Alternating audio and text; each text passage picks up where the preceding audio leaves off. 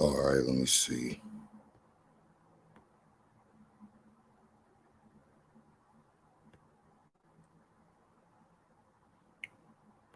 All right, seems like my audio is doing fine and my connection is working.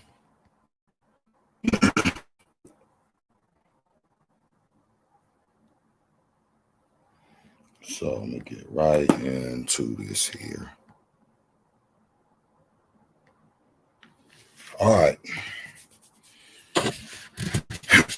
So I do this little, I'm gonna start doing this little audio check in the beginning here, so I can know my connection is actually working and I'm not lagging or anything like that. So, topic of the day is what you see on the screen. I'm gonna be looking into the Book of Enoch, but I was looking at some stuff and find it very, very, very fascinating here. Information that I've come across here. Let's see. Once again.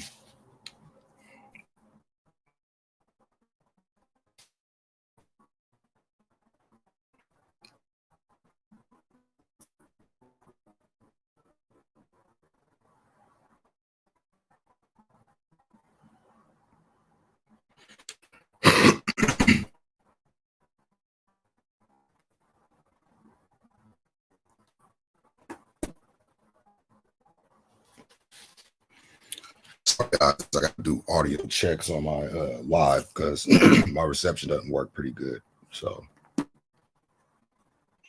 let's see here. So I was looking at this here. And find it very, very fascinating about this article I was looking into. And this deals with the Book of Enoch scroll, Israeli astronaut diary now on view. And you see this title here, it says, manuscripts that survived against the odds through time and space, focus of a new exhibit at the Israel Museum. Okay, this was published. Let me blow this up for you guys. June.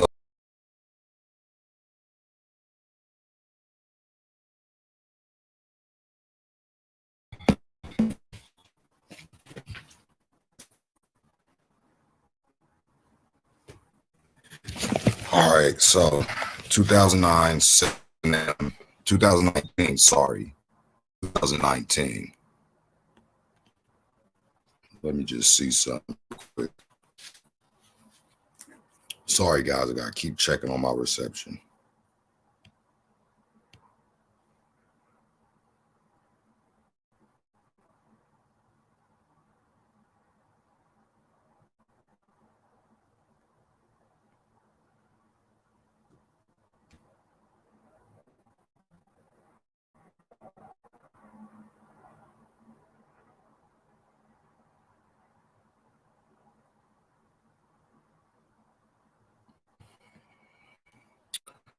So basically here, they found this manuscript scroll here, right? So let's see what they're saying. For those that want to know the truth, you know, in 2019, more recent discoveries have been found. Restored pages from the diary of Israeli astronaut. Okay.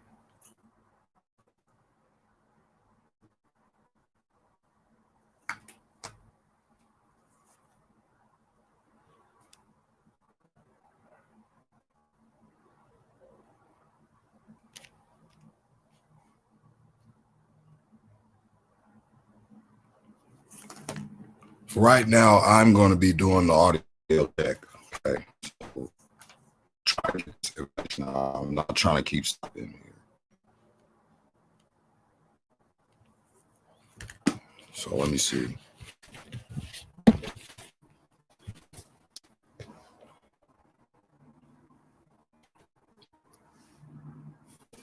All right, sounds fine. All right, so let's get back to it. Restored pages from the diary. Okay. So we have the restored pages from the first diary, the diary of the first Israeli astronaut, Ian Raymond.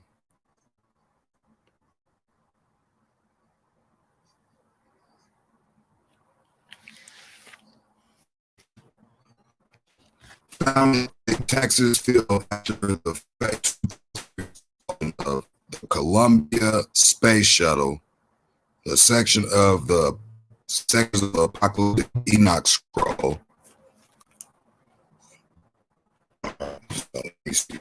Sorry, guys. Let me try.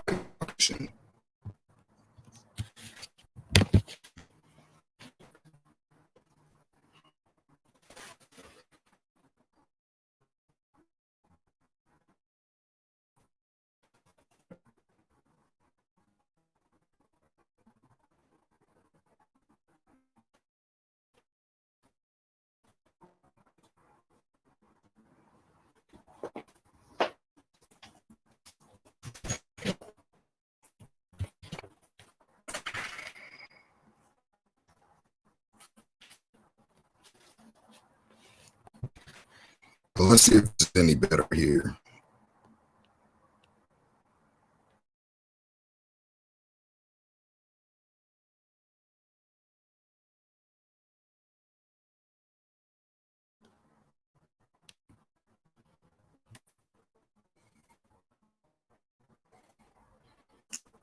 Let's see.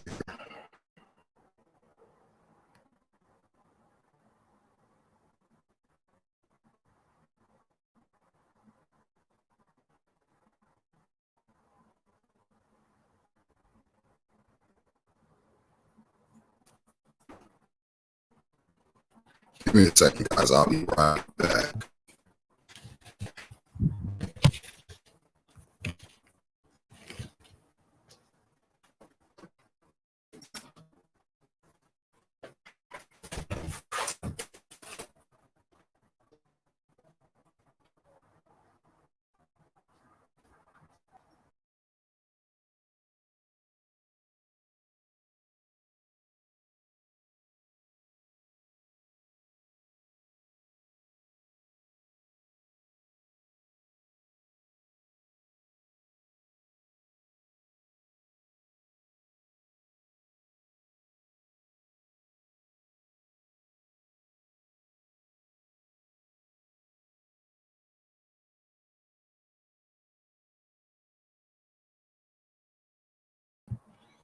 All right, let me see if this works a little bit better now.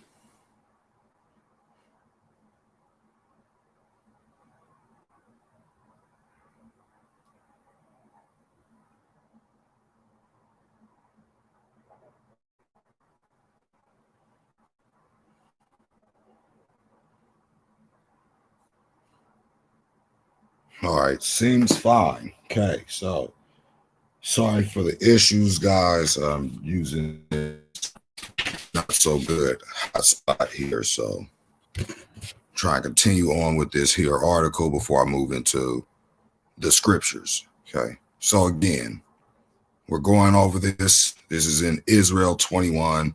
Okay, Restore Enoch Scroll, Israeli Astronaut Diary now on view. 2 manuscripts that survived against the odds through time and space are a focus of a new exhibition at the Israeli Museum. Okay, so it states here, restored pages from the diary of the first Israeli astronaut, Ian Ramon, found in a Texas field after the fatal 2003 explosion of the Columbia Space Shuttle and sections of the apocalyptic Enoch scroll discovered among Dead Sea Scrolls dating from 300 to 100 before Christ's era. again, are on display in through time and space. An unusual exhibit opened May 1st at the Israeli Museum in Jerusalem. So if you guys want to go down there and see, you know, you go on over there and see.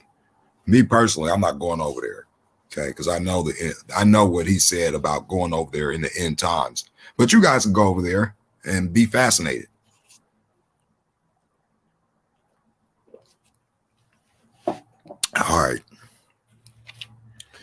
Though separated by millennia, these two documents reveal surprising similarities. Well, what are those similarities? Here's a scroll here. You guys like scrolls, right?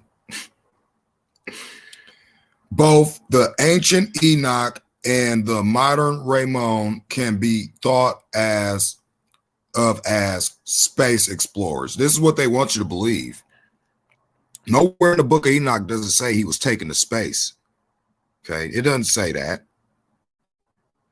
Enoch was taken up to heaven and seen everything that the Most High created.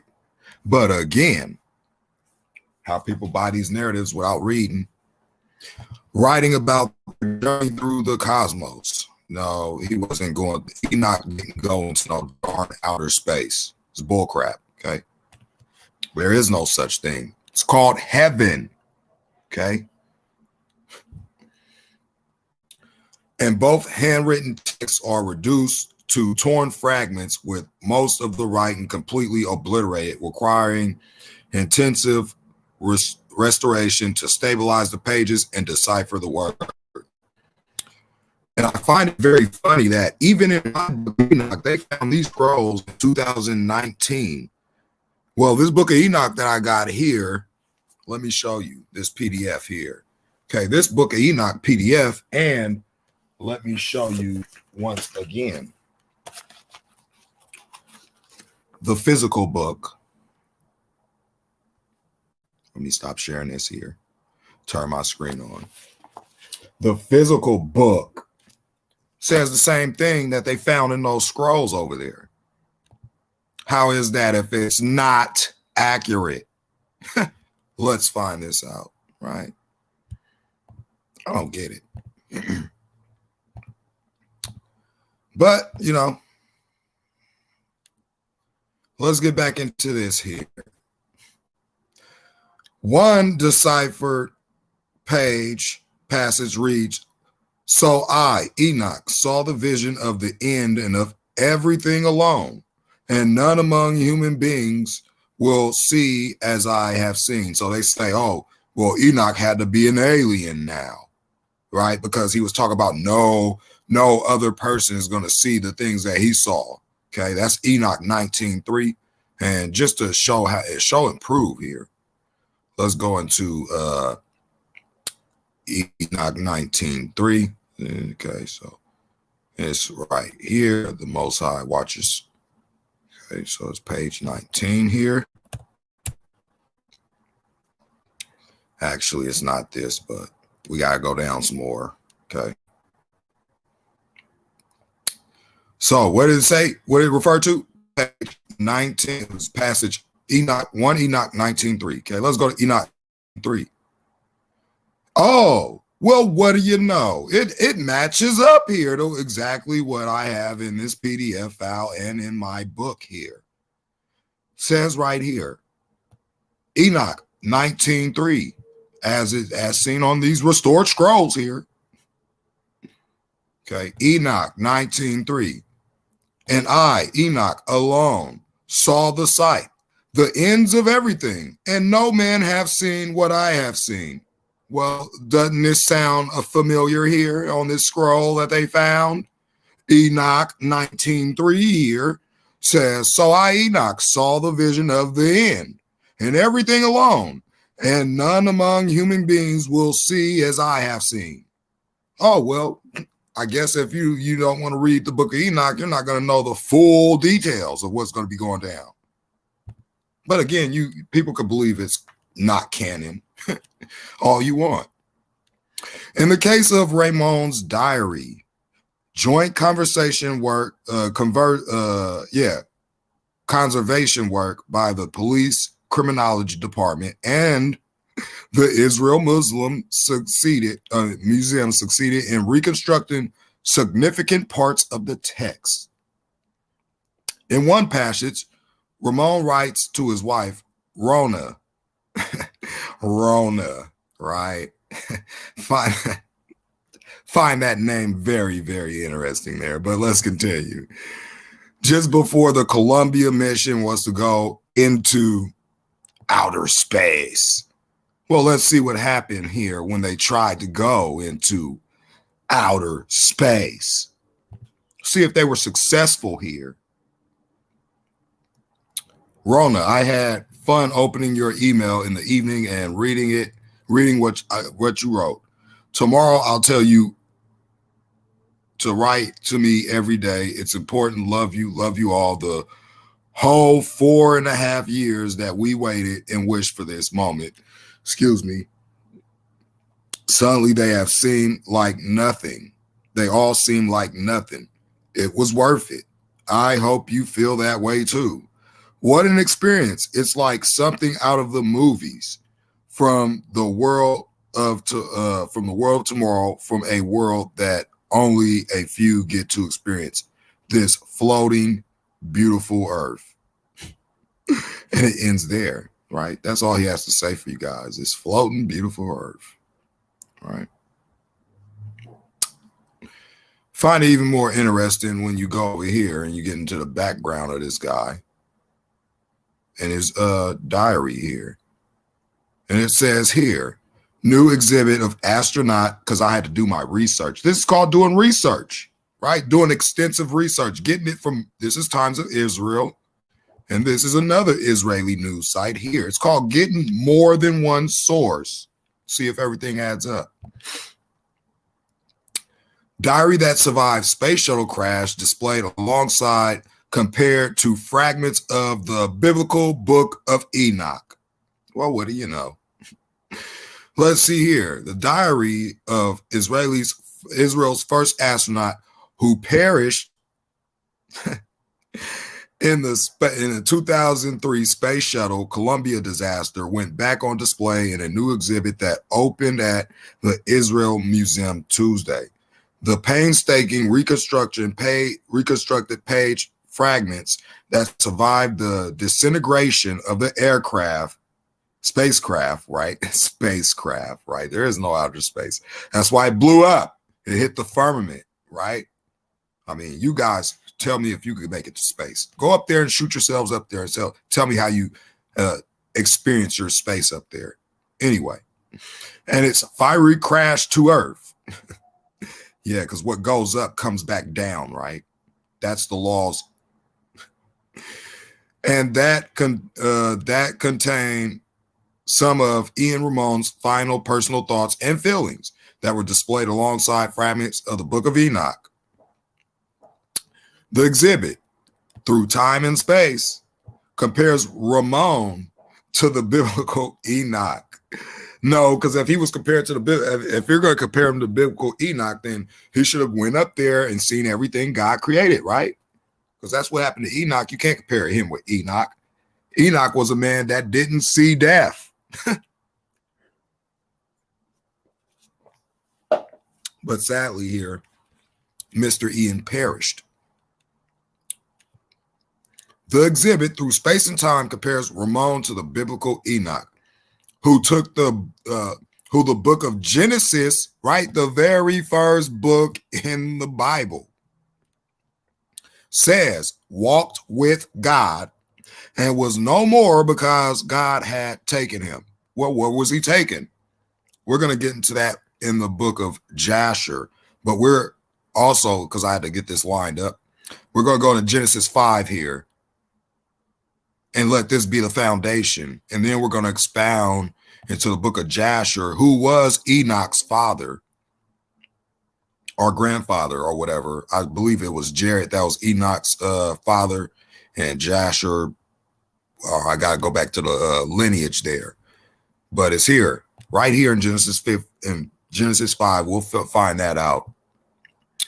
But it states in the book of Jasher, chapter 3, okay, talks about Enoch here. right?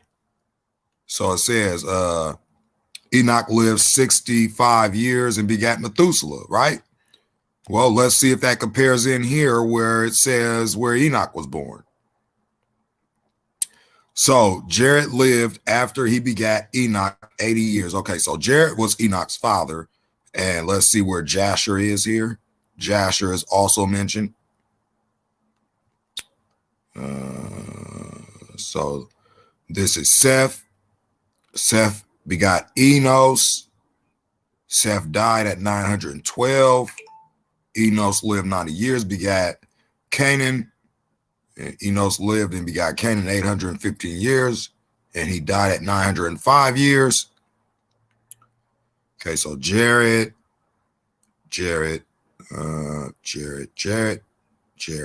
Enoch.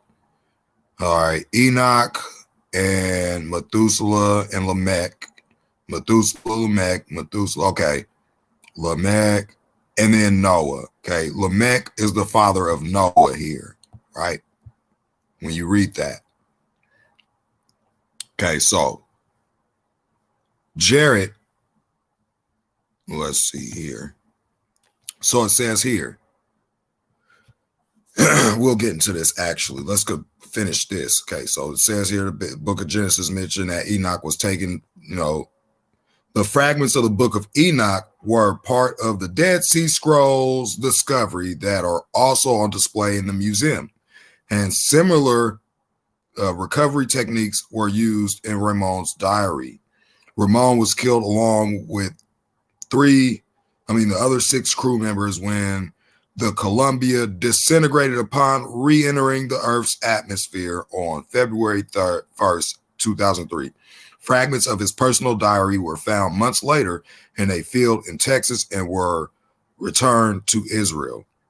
Here's his diary.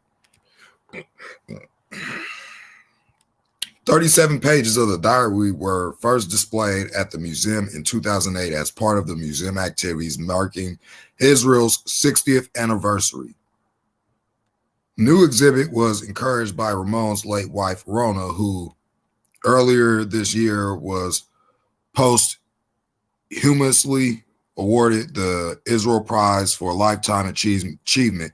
The museum curators saw the similarities between the remains of the space diary and the fragments of the scroll, Enoch scroll, which were discovered in the mid-20th century. All right, so both the Enoch scroll and the Ramon diary were found with the text barely visible. Special techniques were used to stabilize the scroll and reconstruct the writing. Similarly, extraordinary measures were taken to prevent deterioration of the pages of Ramon's diary and to decipher their meanings. So according to this article here, Israel has the Book of Enoch and the scrolls over there. So the Jews are reading it, right? The Jews are reading the Book of Enoch. I guess everybody now will believe and start reading the Book of Enoch. Although I was mentioning it way before that, right? But no, they're not, right? Anyway, and if they do, they're going to twist every word in there and not keep it as it is written. The greatest similarity lies in the tone of these two astronauts. Enoch was not an astronaut, okay? He was a prophet. And we'll get that in the Book of Enoch here.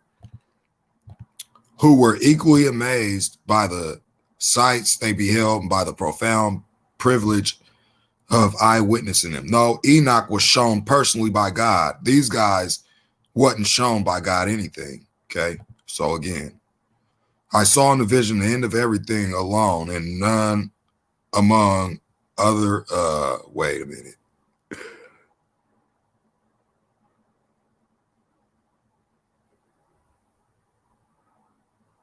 Okay, so he says here, so I saw, he's quoting Enoch here and trying to make it seem like, oh, these guys are compared together because of what Ramon spoke of. Look at this. It says, this is according, Enoch says, I saw in the vision of the end of everything. Okay, so you're getting shot up into, no, Enoch here was talking about the end of the times. He wasn't talking about being up there. so-called outer space. Okay. That's where people are twisting the words here. But again, if you read the Book of Enoch, that'll become apparent to you, but nobody's going to do that. Saw in the vision, the end of everything, and none among among human beings will see if I saw. Enoch, 1 Enoch 19:3. And again, they got this from the scrolls, right? Showed that already. So he says here, thousands of years later, Ian Ramon spoke from space and said, this view is something that only a few get to experience. Yeah, because he saw everything that Enoch saw, this flat earth, right? But again, that's where it ends. See that? That's all you get. All right. Now, you guys could go over here. I'm not going to read all this. If you guys want to look at this guy's bio, he's on Wikipedia, Ian Ramon. Okay. For those that will be viewing later, talks about his Air Force career here. Oops. Talks about his Air Force career. Let me get back to this. All right. Well, he's on Wikipedia. You go find the guy. His name is Ian Ramon. Okay. Let's get this off the screen. Now that I show proof that they're finding scrolls and that they, are among all the Dead Sea Scrolls and every other scroll that we're getting our scriptures from, including the New Testament.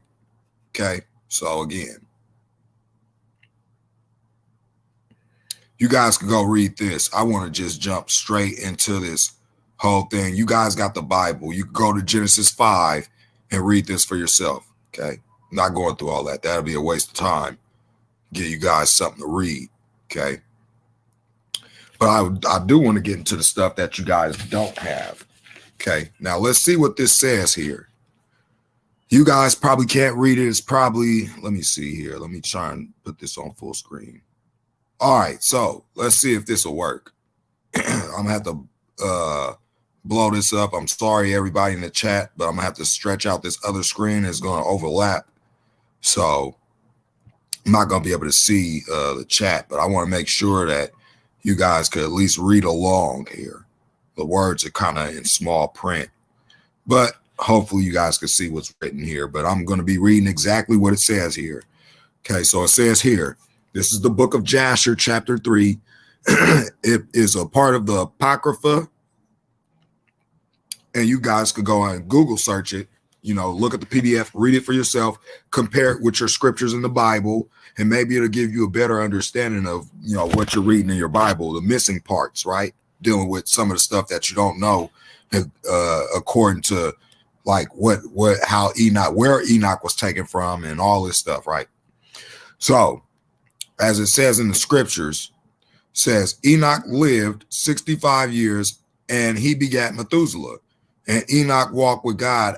Actually, break open your Bible to Genesis. Let me just bring this up for those that'll be viewing so that you can follow along and see, exactly if everything lines up, because,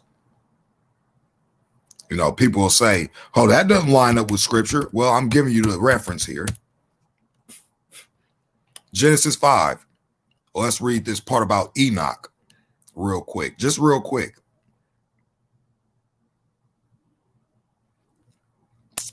And then compare, right? Jared. Okay. So it's in Enoch, not Enoch. I'm sorry. Okay. So it starts off in Genesis 5 from 18 all the way down to, let's say, 25.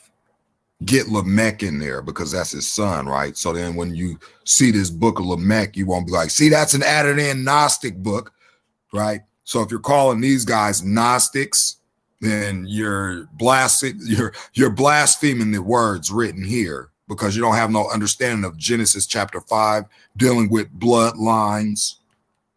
Okay, so anybody that discredit this book, you're basically discrediting part of scripture. So that's on you. That's your soul, not mine. Anyway, Jared lived 162 years and he begat Enoch. right? And Jared lived after he begat Enoch 800 years, and he begat sons and daughters. And all the days of Jared were 962 years, and he died. Okay, we clearly understand in context, these guys lived up to 900 and stuff. Though you say that it could be, impossible, but, And Enoch lived 65 years and begat Methuselah, 65 years. Okay, let's look into the book of Jasher here, chapter 3. And Enoch lived 65 years right here. So that's a corroboration right there. That's giving us evidence here that these same books are saying the same exact thing, because scripture is not going to contradict itself. Only people contradict scripture when they're not reading it right. And he begat Methuselah. Now let's go back to Genesis 5. So we understand that Enoch begat Methuselah. And it says it right here. Enoch lived 65 years and begat Methuselah. There you go. So, book of Genesis, chapter 5. People go and read that while we dig into Jasher, right? And see where Enoch was taken from. And then we'll go into the book of Enoch itself. And we'll read from God's laws, the angels who kept watch, the fragrant trees, the storehouses, revolution of the lights, and the law of the stars, right? That's what we're going to dig into. And then we're going to read Job 38 afterwards, and Ezra's second Ezra, who is Ezra in the Bible. His name was changed. We're going to read second Esdras chapter 4 and see if these people didn't know God's creation or not. So it says here, Enoch lived 65 years and begat Methuselah, and Enoch walked with God after having begot Methuselah, and he served the Lord, or the Most High, and despised the evil ways of men. And the soul of Enoch was wrapped up in the instruction of the Lord, in knowledge and in understanding. And he wisely retired from the sons of men and secreted,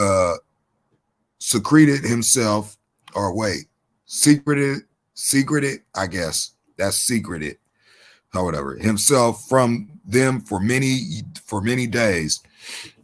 So it says here, and it was, I'm sorry, you guys, I'm having trouble reading this. It's kind of small. Hopefully you guys can understand. Just bear with me. I got to get a little closer to the screen here. Okay. And it was at the expiration of many years, whilst he was serving the Lord and praying before him in his house, that an angel of the Lord called to him from heaven and he said, "Here I am." And he said, "Rise, go forth from thy house and from the place where thou dost hide thyself, and appear to the sons of men, in order that thou mayest teach them the way in which they should go, and the work which they must accomplish to enter in the ways of God." And Enoch rose up according to the word of the Lord, and went forth from his house, from his place, and from the chamber in which he was concealed. And he went to the sons of men and taught them the ways of the Lord. And at that time assembled the sons of men and acquainted them with the instruction of the Lord. And he ordered it to be proclaimed in all places where the sons of men dwelt, saying, "Where is the man who wishes to know the ways of the Lord and good works? Let him come to Enoch." And all the sons of men then assembled to him, for all who desired the things went to Enoch. And Enoch reigned over the sons of men according to the word of the Lord. And they came and bowed to him, and they heard his word. And the Spirit of God was upon Enoch, and he taught all his men the wisdom of God and his ways. And the sons of men served the Lord all the days of Enoch, and they came to hear his wisdom.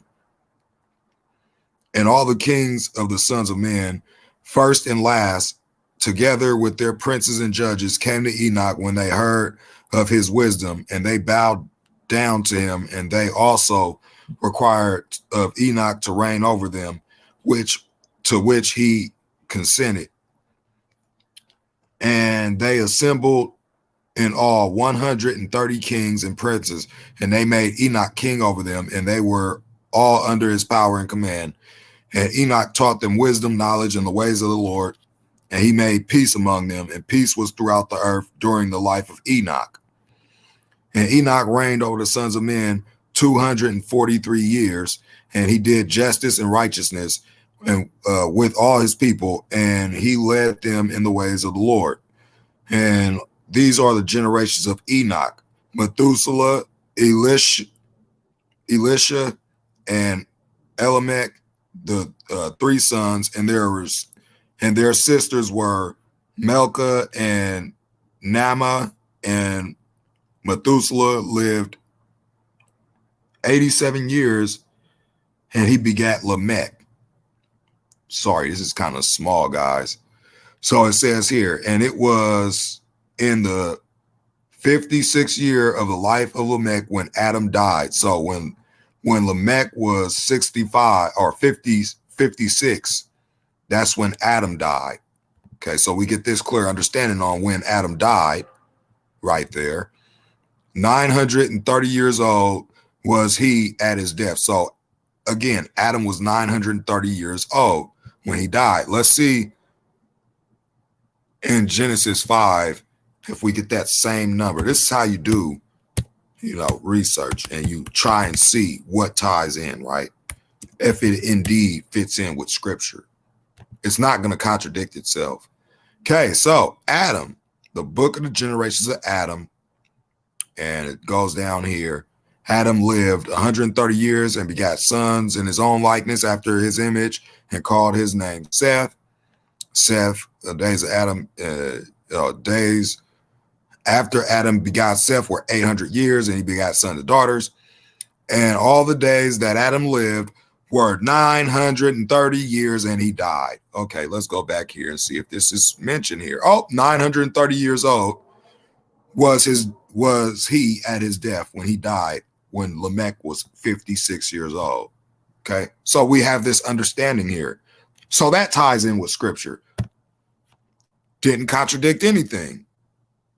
And his two sons, and with Enoch and Methuselah, his son, buried him with great pomp, and at his burial of kings, as the burial of kings, in the cave which God had told him. And in this place, all the sons of men made a great mourning and weeping on account of Adam. And it was therefore become a custom among the sons of men to this day. Well, not anymore, because they changed everything, right? Nobody don't even weep or mourn for Adam, our first father, right? Our first human fleshly father, right? Anyway.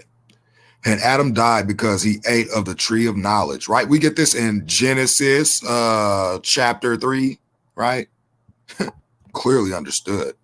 And he and his children after him, as the Lord God had spoken. And it was in the year of Adam's death, which was the 243rd year of the reign of Enoch. And that time Enoch resolved to separate himself from the sons of men, and to secret himself as at first in order to serve the Lord. And Enoch did so, but did not entirely secret himself from them, but kept away from the sons of men 3 days, and then went to them for 1 day. And during the 3 days that he was in his chamber, he prayed and praised the Lord his God. And the day on which he went and appeared to his subjects, he taught them the ways of the Lord, and they asked him about the Lord, and he told them. And it says here, and he did in this manner for many years, and afterwards concealed himself for 6 days, and appeared to his people 1 day in 7, and after that once a month, and then once a year, until all the kings and princes and sons of men sought for him, and desired again to see the face of Enoch and to hear his word. And they could not, as all the sons of men were greatly afraid of Enoch, and they feared to approach him on account of the godlike awe that was seated upon his countenance.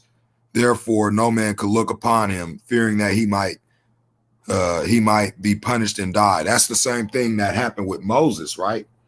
When it talks about the veil that Moses had to throw over his face when he got through talking with the Most High, and then, he had to, his face was radiant, right? You get that story in the Bible. Okay, so it's no coincidence that the same thing happens here with Enoch before, Moses even came around, right? So it says here,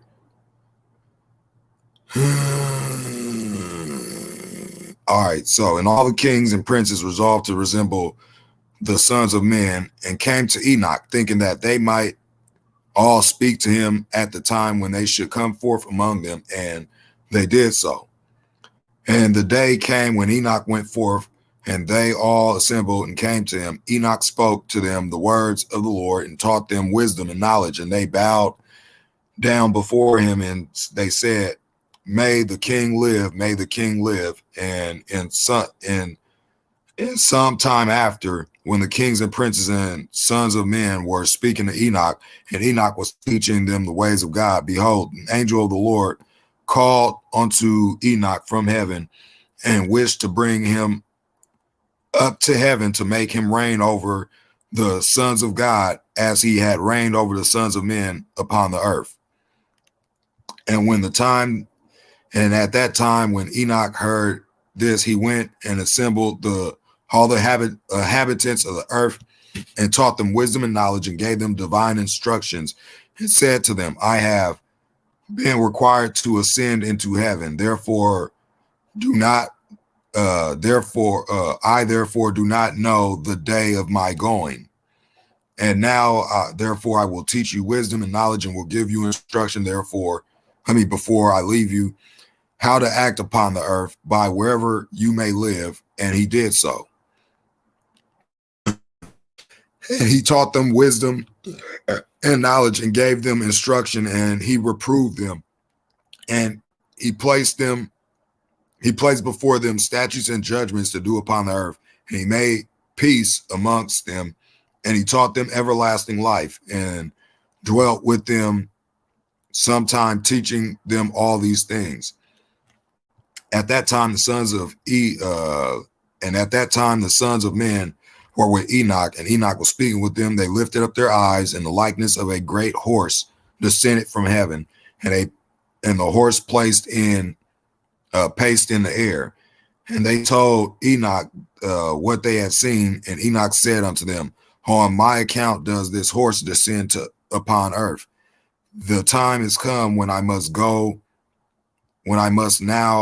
from you, and I shall no more be seen by you. And the horse descended at the time and stood before Enoch, and all the sons of men that were with Enoch saw him. And Enoch then again ordered, and a voice to be proclaimed, saying, where is the man who delighteth to know the ways of the Lord his God? Let him come this day to Enoch before he is taken from us. And all the sons of men assembled, and Enoch and came to Enoch that day, and all the kings of the earth with their princes and counselors remained with him that day. And Enoch taught the sons of men wisdom and knowledge, and gave them divine instruction, and he bade them serve the Lord and walk in his ways all their life. And he continued to make peace among them. And it was after this that he rose up and rode upon the horse, and he went forth, and all the sons of men went after him, about 800,000 men, and they went with him one day's journey. And the second day he said to them, return home to your tents. Why will ye go? Perhaps you may die. And some of them went from him, and those that remained went with him 6 days' journey. And Enoch said to them every day, return to your tents, lest ye may die. but they were not willing to return, and they went with him. On the sixth day, on the sixth day, some of the men remained and clung to him, and they said, we will go with thee to the place where thou goest, as the Lord liveth. Death only shall separate us. And they urged so much to go with him that he ceased, and they went to him and would not return. And when the kings returned, they caused a census to be taken in order to know the number of remaining men that went with Enoch. And it was on the seventh day Enoch ascended into heaven in a whirlwind, and with horses and chariots of fire. And on the eighth day, all the kings that had been with Enoch sent to bring back the number of men that were with Enoch in that place from which he ascended into heaven.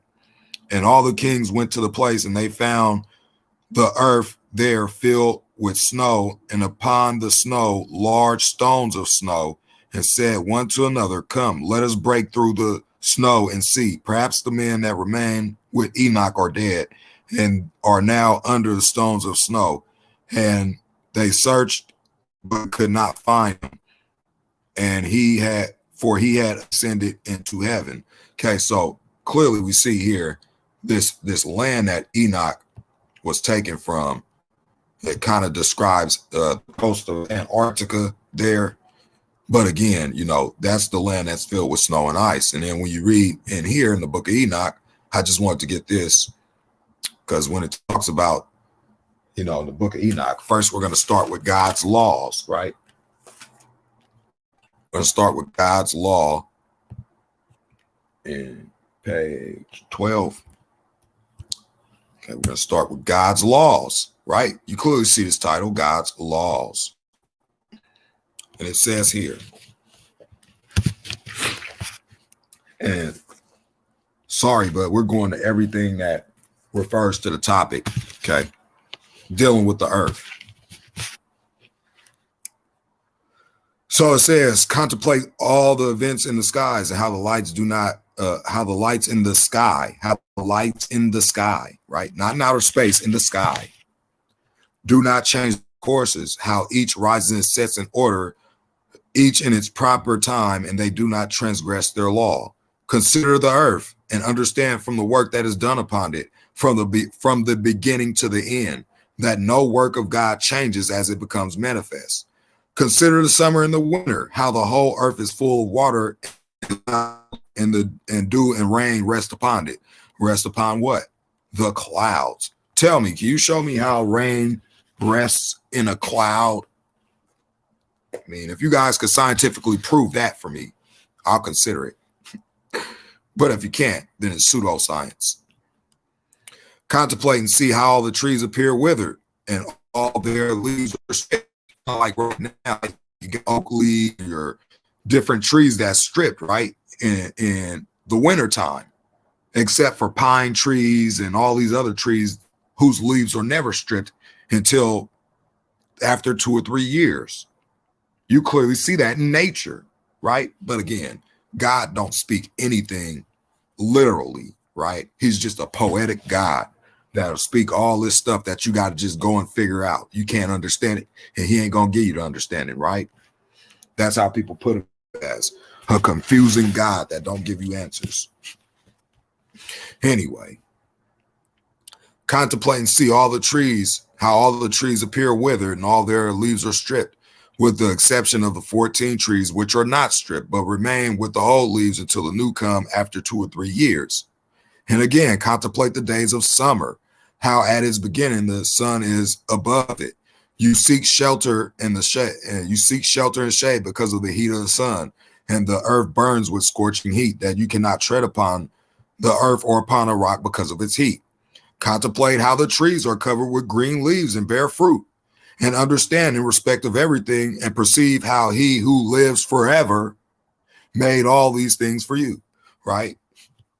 He's the only one that created it. So you might want to understand it the way he created it.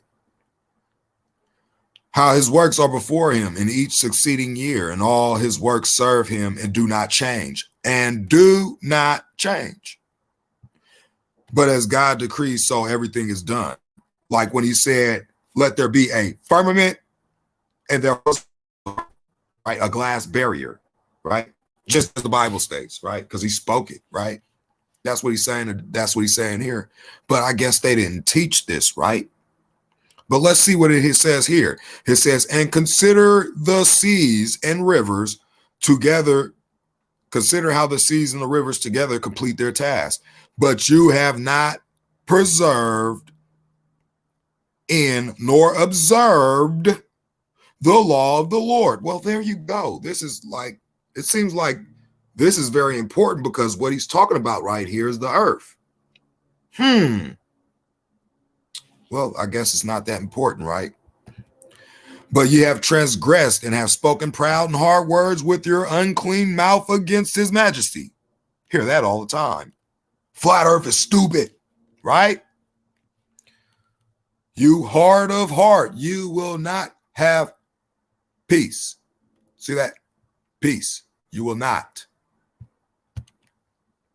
Says here, and because of this, you will curse your days, and the years of your life you will destroy, and an eternal curse will increase, and you will not receive mercy.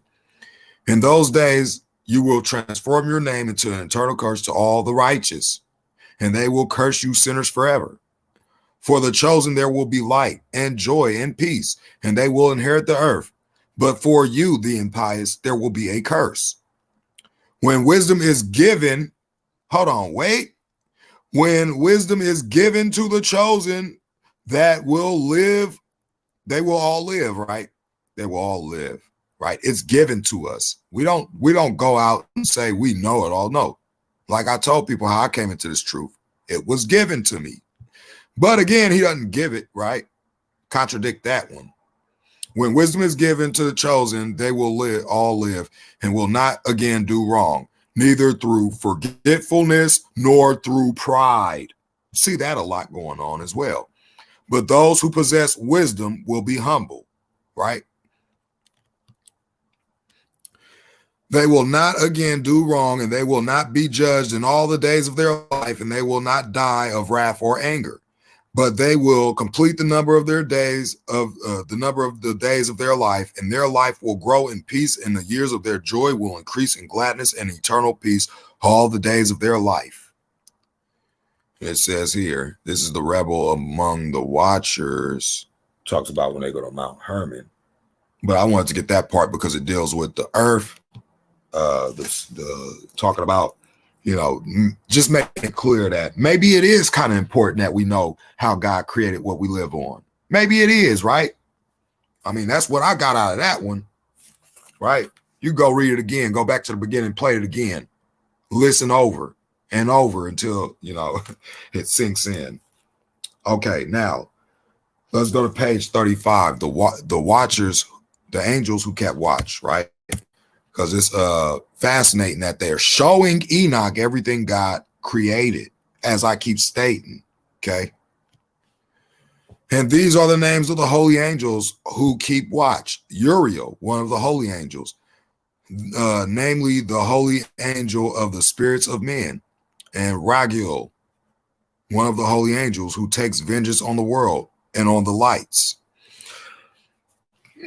Michael, one of the holy angels, namely the one put in charge of the best part of humankind, in charge of the nation.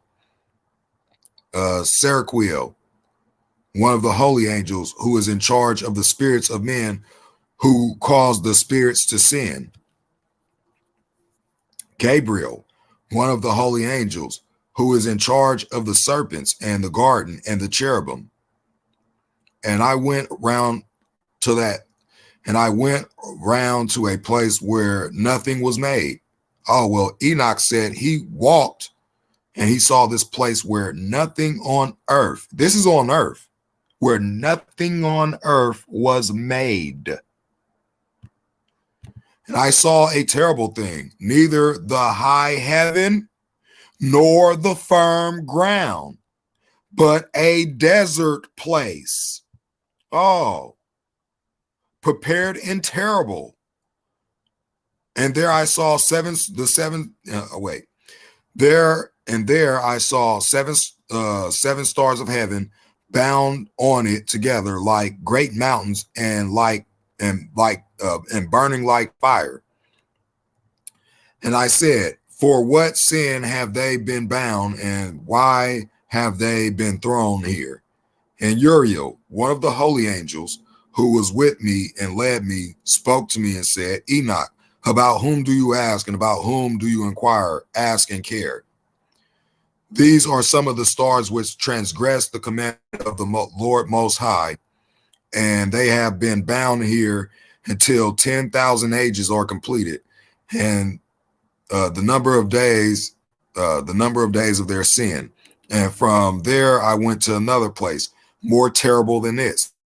And I saw a terrible thing. There was a great fire there, which burnt and blazed, and the place had a cliff reaching into the abyss, full of great pillars of fire, which were made to fall. Neither its extent nor its size could I see, nor could I see its source. Then I said, how terrible this place is, and how painful to look at. And Uriel, one of the holy angels who was with me, answered me. He answered me and said to me, Enoch, why do you have such fear and terror because of this place and before this pain? And he said to me, this place is a prison for the angels, and there they will be held forever. And from there, I went to another place, and he showed me in the west, over here in the West Coast, off in the border. Who knows where it's at, unless you're going to go out there and find it. And from there, I went to another place that he showed me in the west, a large and high mountain, and had a rock and 4 beautiful places. And inside it was deep, wide, and very smooth. How smooth is that which rolls, and deep and dark to look at? And Raphael, one of the holy angels who was with me, answered me and said to me, these beautiful places are there so that the spirits, the souls of the dead, might be gathered into them. For them they were created, so that here they might gather the souls of the sons of men. And these places they made, where they will keep them until the day of great judgment, and until their appointed time, and that appointed time will be long, until the great judgment comes upon them. And I saw the spirits of the sons of men who were dead, and their voices reached heaven and complained. And I asked Raphael, the angel who was with me, and said to him, whose is this spirit, whose voice thus reaches to heaven and complains? And he answered me and said to me, saying, this is the spirit. This spirit is the one that came out of Abel, whom Cain his brother killed. And he will complain about him until his offspring are destroyed from the face of the earth, and from amongst the offspring of men, his offspring perish. Then I asked about him and about judgment on all. And I said, why is one separated from another? And he answered me and said to me, these 3 places were made in order that they might separate the spirits of the dead, and thus the souls of the righteous have been separated. This is the spring of water, and in it the light. Likewise, a place has been created for sinners when they die and are buried in the earth, and judgment has not come upon them during their life. And their souls will be separated from this great torment until the day of great judgment and punishment and torment for those who curse forever, and of vengeance on their souls. And there he will bind them forever. Verily, he is from the beginning of the world. And thus a place has been separated for the souls of those who complain and give information about their destruction, and when they were killed in the days of the sinners. Thus a place has been created for the souls of men who are not righteous, but sinners, accomplished in wrongdoing, and with the wrongdoing will be their lot. But their souls will not be killed on the day of judgment, nor will they rise from here. Then I blessed the Lord of glory and said, blessed be my Lord blessed be my Lord, the Lord of glory and righteousness, who rules everything forever. And from there I went to another place towards the west, to the ends of the earth, right? So again, ends of the earth in the west, right? And I saw a fire that burnt and ran without resting or ceasing from running by day or by night, but continued in exactly the same way. And I asked, saying, what is this which has no rest? And Raguel, one of the holy angels who was with me, answered me and said to me, this burning fire, whose course you saw towards the west, is the fire of all the lights of the heavens. All right, so let's get into page 39, continuing on with this. And this is the fragrant trees, right? So it says here, and from there I went to another place of the earth, and he showed me a mountain of fire that blazed day and night.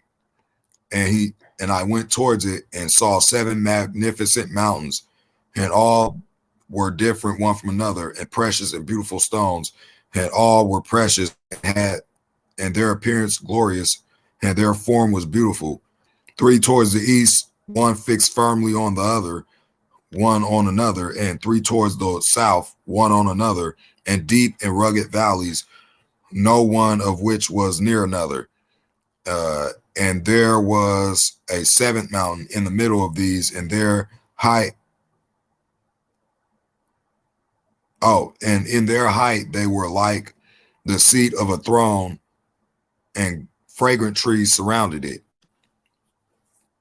And there was among them a tree such as which I have never smelt, and none of them or any others were like it. It smelled more fragrant than any fragrance, and its leaves and its flowers and its wood never withered. Its fruit is good, and its fruit is like bunches of dates on the palm. And then I said, behold, this beautiful tree, beautiful to look at, and pleasant are its leaves, and its fruit very delightful in appearance.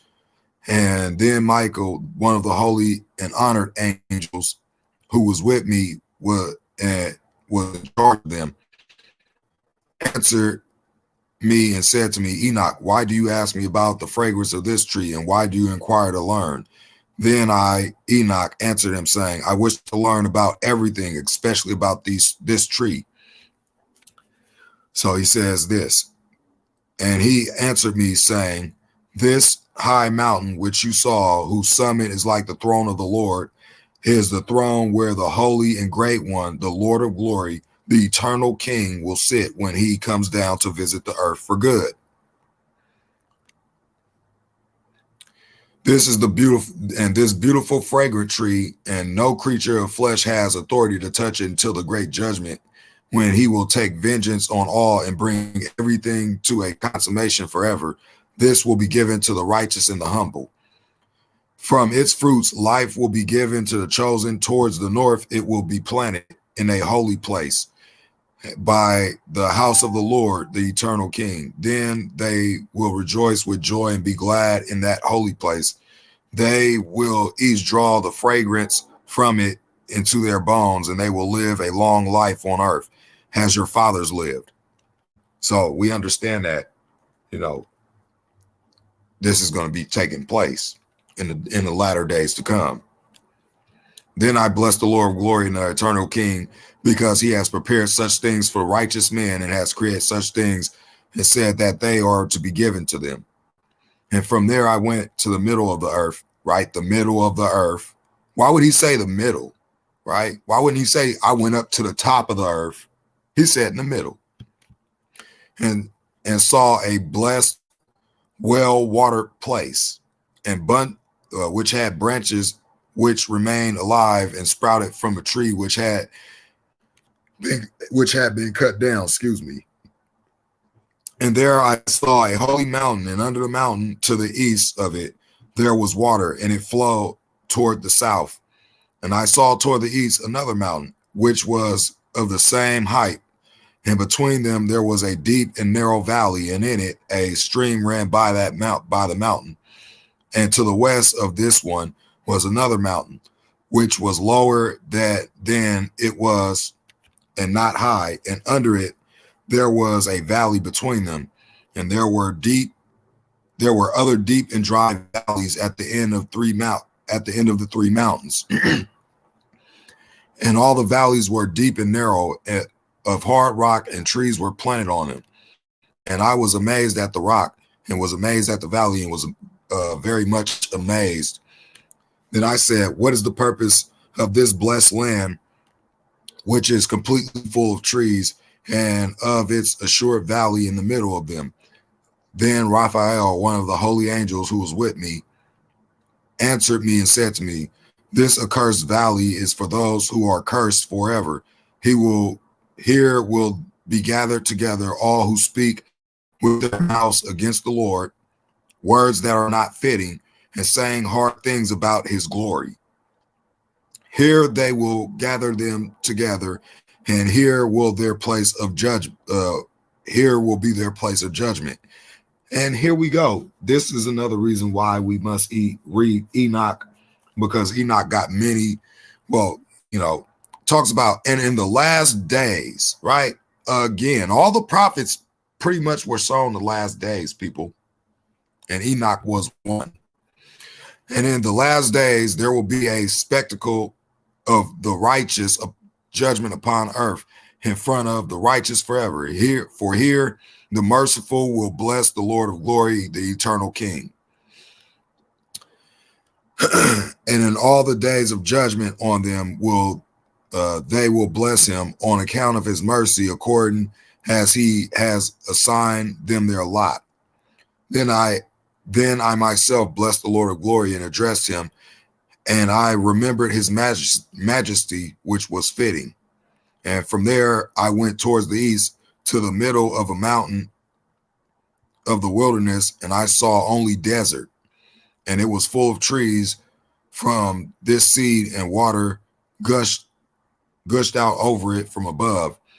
The torrent which flowed towards the northwest seemed copious, and from all sides there went up spray and mist. And I went to another place away from the wilderness. I came near to the east of this mountain, and there I saw trees of judgment, especially vessels of the fragrance of incense and myrrh, and the trees were not alike. And above the mountains of the east, and not far away, I saw another place, valleys of water, like that which does not fail. And I saw a beautiful tree, and its fragrance was like that of the mastic or whatever, right? And by the banks of these valleys, I saw fragrant cinnamon, and beyond those valleys, I came towards the east and saw another mountain on which there were trees, and there flowed out water, and there flowed out from it, as it were, a nectar whose name is styrax and galbanum. And beyond this mountain, I saw another mountain, and on it there were aloe trees, and those trees were full of fruit, which is like an almond, and is hard. And when they take this fruit, it is better than any fragrance. And after these fragrances to the north, as I looked over the mountains, I saw 7 mountains full of fine nard and fragrant trees of cinnamon and pepper.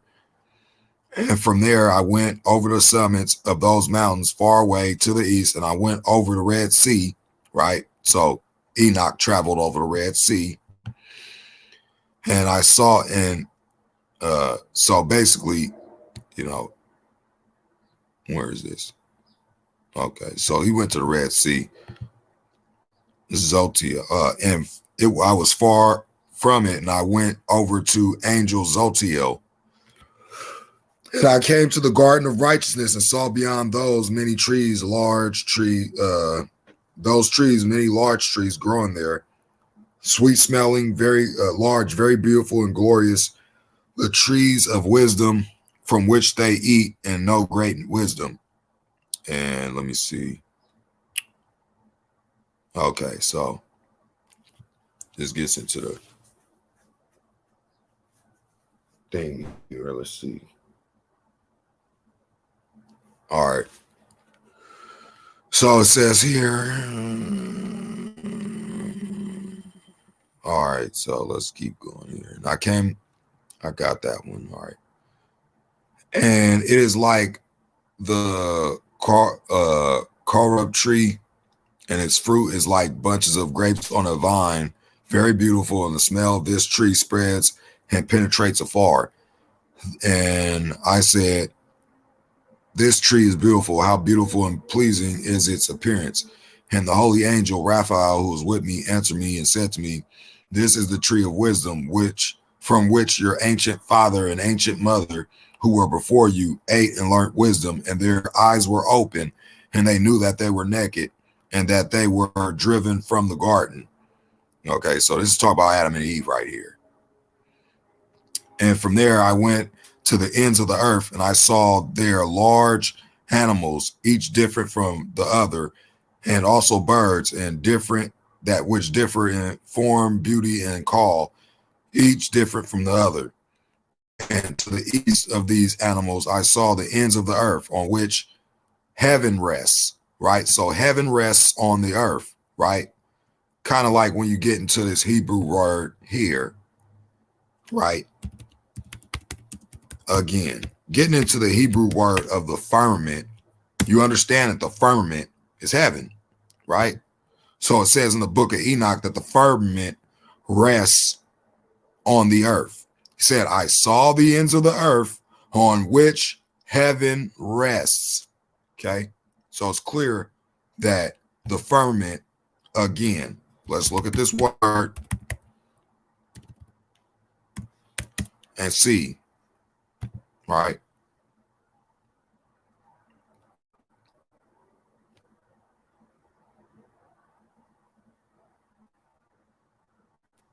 So again, we all know Enoch was a Hebrew, right? So again, expanse, flat as base for the support. So what's supporting the firmament, right? The heaven, the vault of heaven, right? And it's also said, visible ark of the sky says this is heaven in Genesis chapter 1, verse 7, right? The firmament. So we know that the firmament is heaven. And it says, I saw the ends of the earth, which heaven rests, on which heaven rests, and the open gates of heaven. Well, there you go. And I saw how the stars of heaven come out and count the gates, and counted the gates out of which they came, and wrote down all their outlets from each one individually according to their number, and their names according to their constellations, their positions, their times, and their months, as the angel Uriel, who was with me, showed me. And he showed me everything, and I wrote it down, and also their names he wrote down for me, and their laws and their functions. And from there I went towards the north, to the ends of the earth, and there I saw a great and glorious wonder at the ends of the whole earth. And there I saw 3 gates of heaven. Through each of them north winds go out.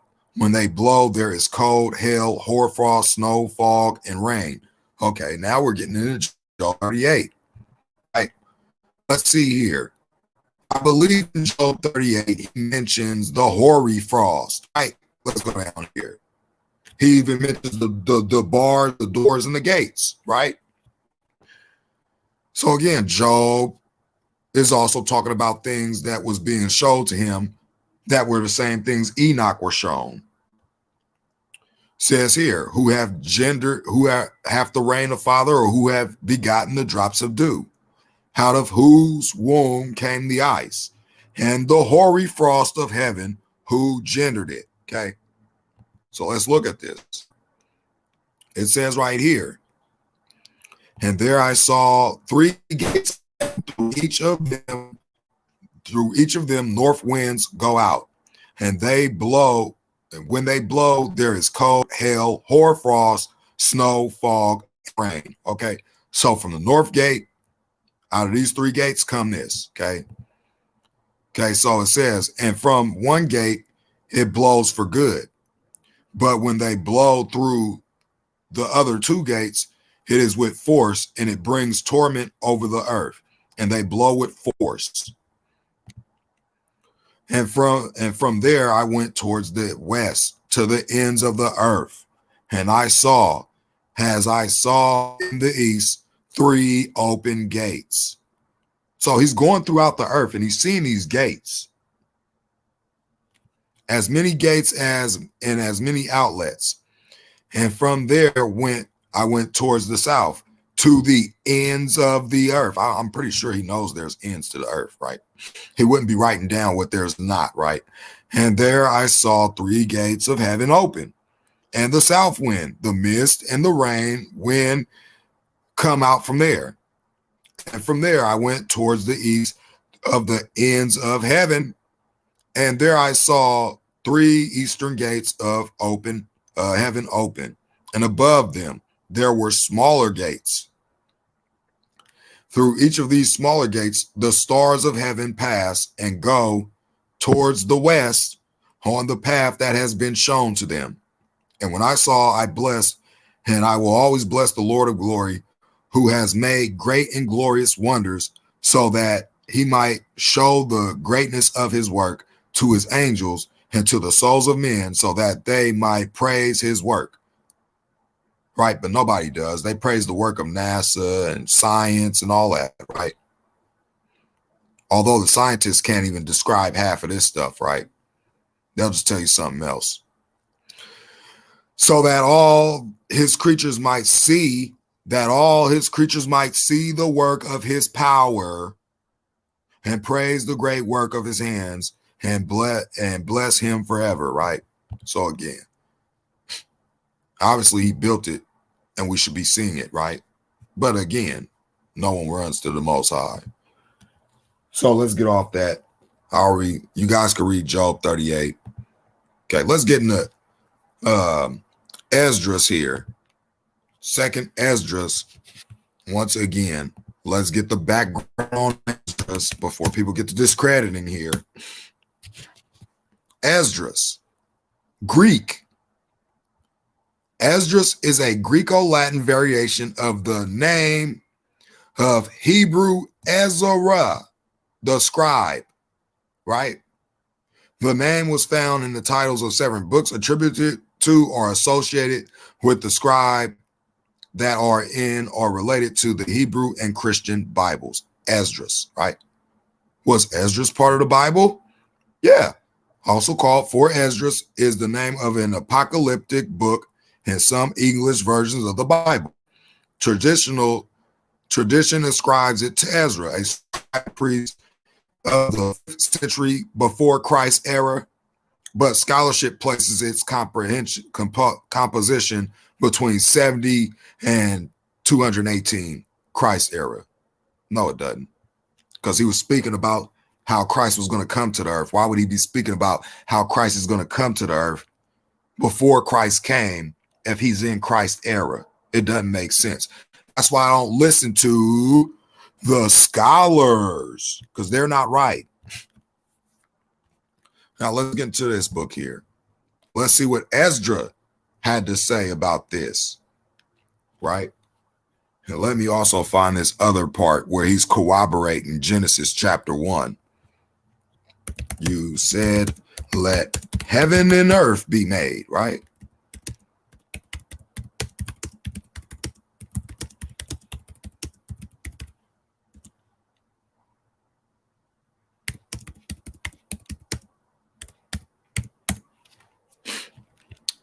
Oh, that's in chapter 6. Okay, that's just 2 chapters. Okay.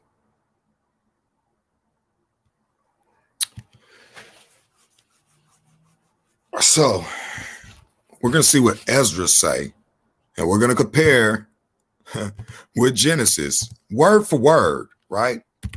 Because this is what it's all about. And it's sad that many people don't want to know the truth. This is how you know people don't really want to know the truth, because nobody sits around. There's only one person in here.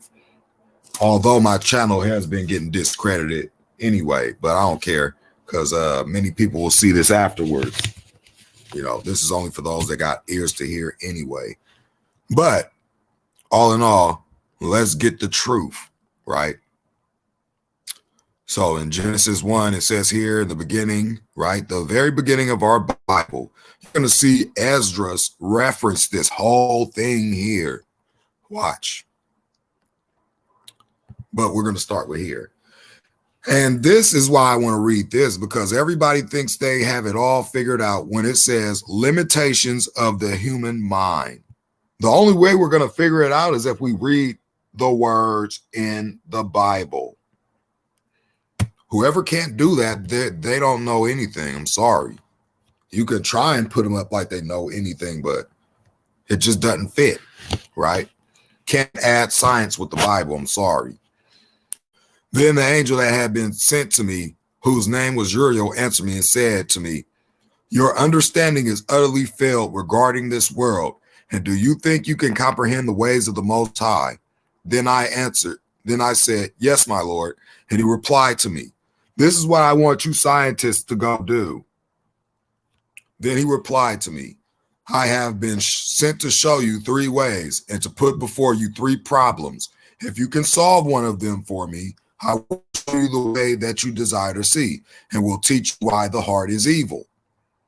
And I said, speak on, my Lord. Hey, guys, scientists, can you please go and do these 3 things for me? And he said unto me, go.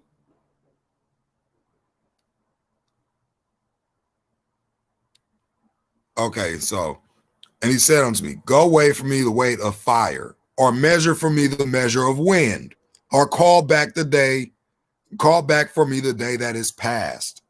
Scientists, can you do that? You know so much about the earth, right? You're all powerful. You can comprehend all that stuff going on up there. Can you do those things, though? I don't think so.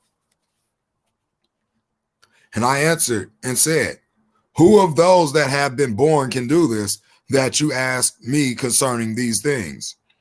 And he said unto me, if I had asked you, how many dwellings are in the heart of the sea, or how many streams are at the source of the deep, or how many streams are above the firmament? Oh, wait, there are streams above the firmament? Or which are the exits of hell, or which are the entrances of paradise? Perhaps you would have said to me, I have never went down into the deep, nor is yet into hell, neither did I ever ascend into heaven.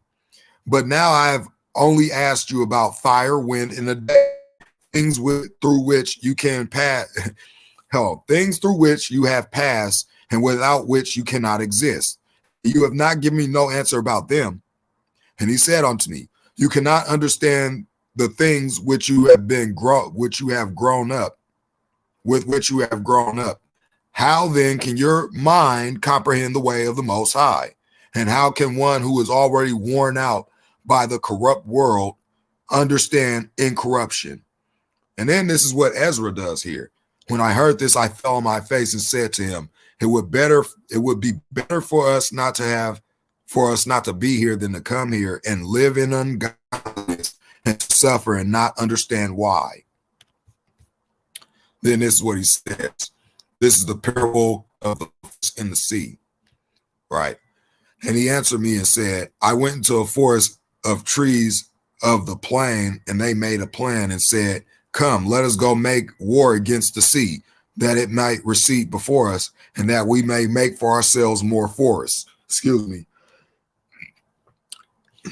And in like manner, the waves of the sea also made a plan and said, come, let us go up and subdue the forest of the plain, so that there also we may gain more territory for ourselves.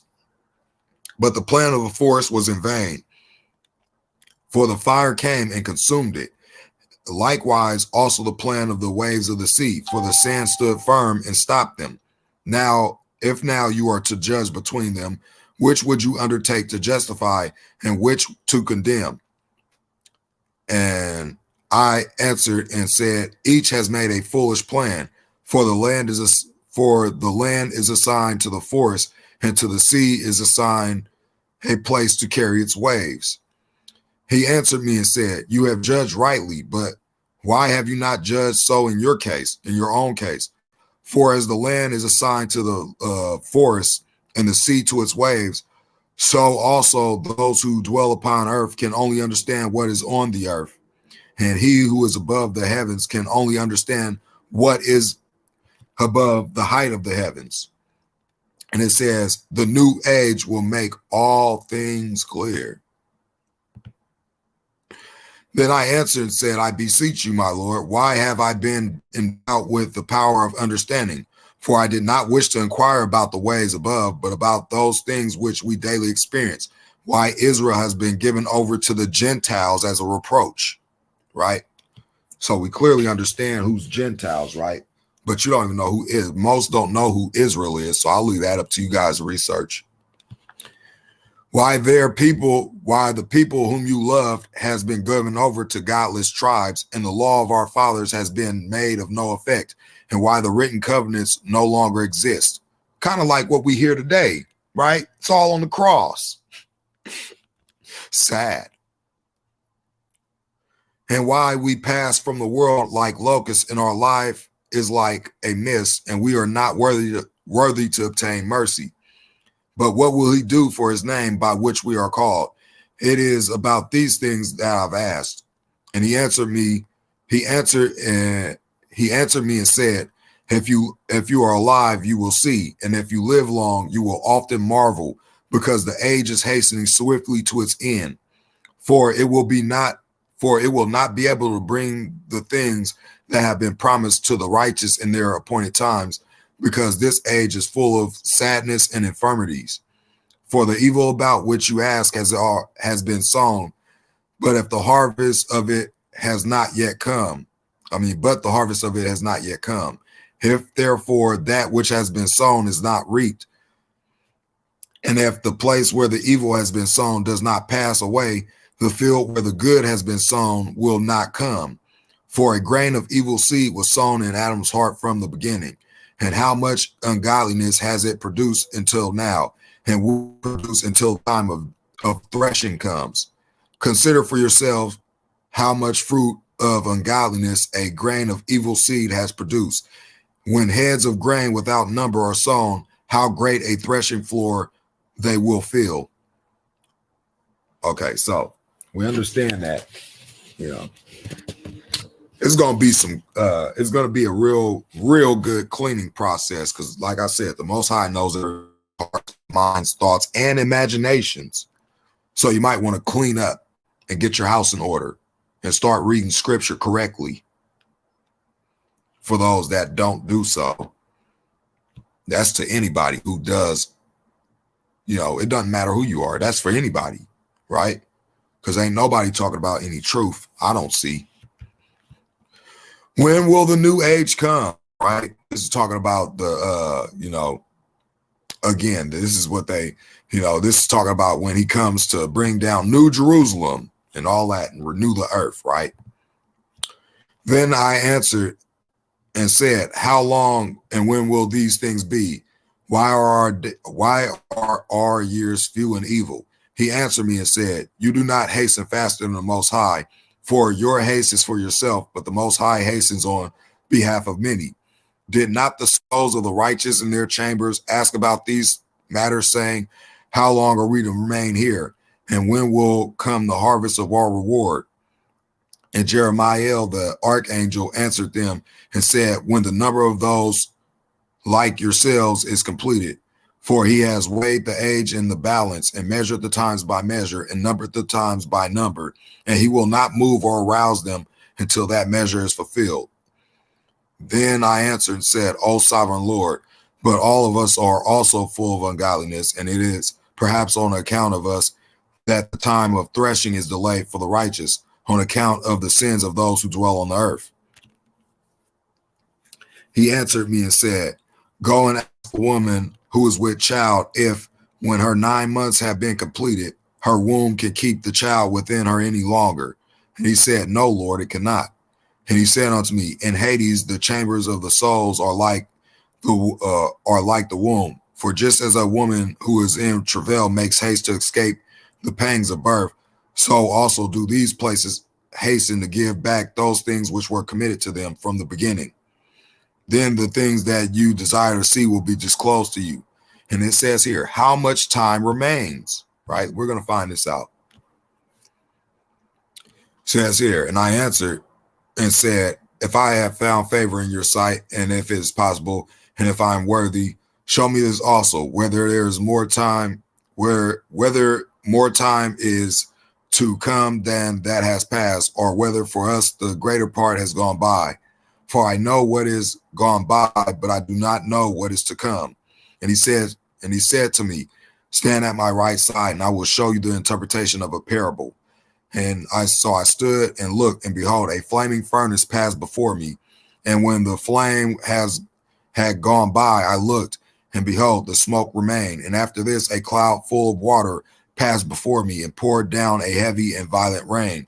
And when the rainstorm had passed, drops remained in the cloud. And he said to me, consider it for yourself, for as the rain is more than the drops, and the fire is greater than the smoke, so the quantity that passed was far greater than but drops and smoke remain. Then I prayed and said, do you think that I shall live until those days, or who will be alive in those days?